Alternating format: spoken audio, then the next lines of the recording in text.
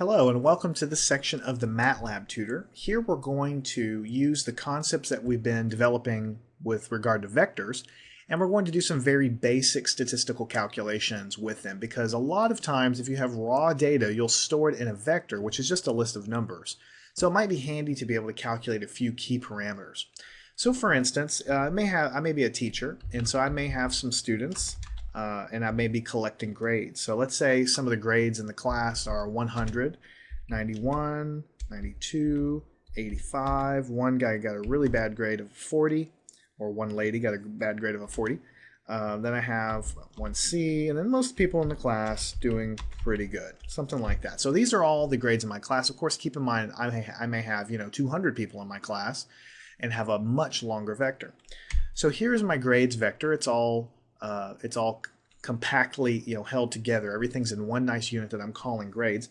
And I might like to know, okay, well, let's go ahead and figure out what is the mean of these students here. So their function for that in MATLAB is just mean, and you just pass the vector grades to it, and then it'll basically calculate the mean in the normal way. Add everything up, divide by the number of items there. So the mean for this class is 84.6.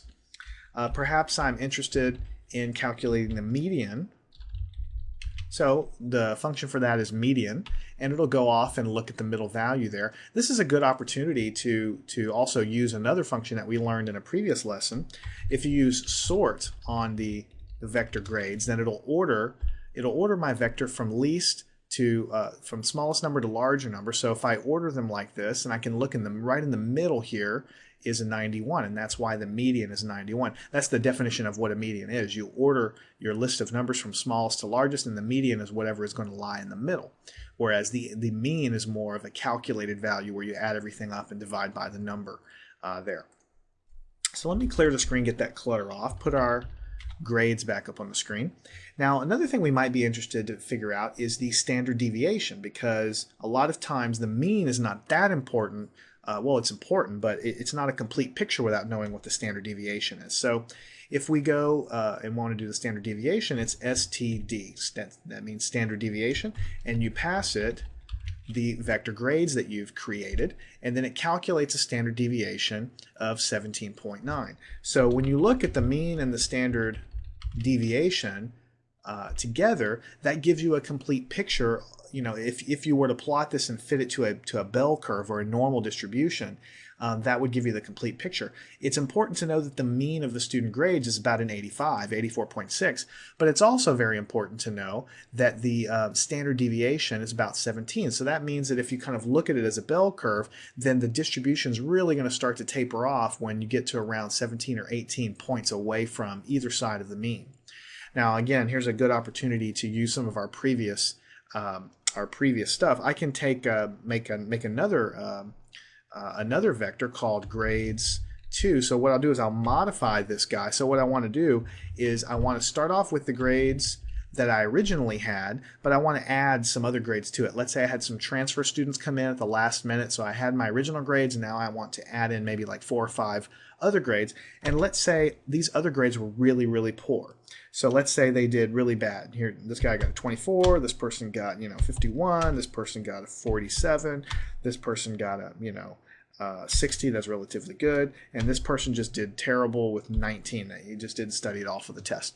So what I'm doing here is I'm creating another vector, and I'm going to have the values of the original vector that I have up here, but I'm going to kind of append at the end these additional grades.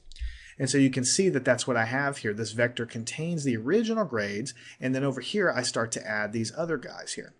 So whenever I go back and try to calculate the mean of this, you would expect it to shift lower. So let me put the mean of grades 2, of course, is now a 68 as compared to the 84 that it was, and the standard deviation should change a lot too. Grades 2, the standard deviation is much wider, because I have these outliers over here that's basically, kind of tore up the class performance. So the mean shifts lower, and the bell curve, so to speak, gets wider.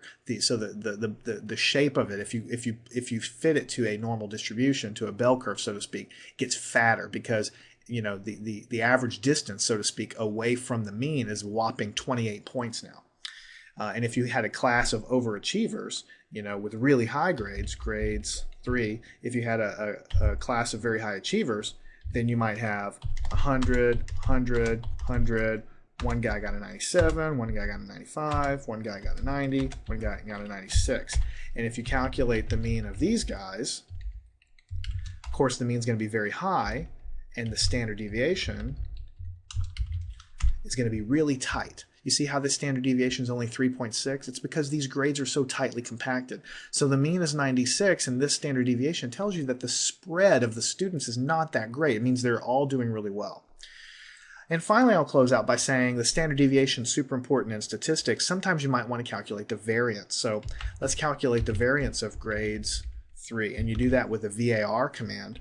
And the variance is 13. And for those of you who have taken statistics, you'll know that the variance is simply the standard deviation squared. So if you actually take this 3.67, I'll just do it 3.6710 and square it, you're going to get the variance there. So MATLAB has built-in commands for mean, standard deviation, variance, and median. So definitely use those guys. A lot of times you'll import data, you want to do quick analysis on it. Those are the basics. Those are the things that are going to get you by with most of what you're going to do in everyday situations. And then of course, when you get into more advanced statistics, MATLAB has a whole additional suite of other tools that you can use to tackle your problems.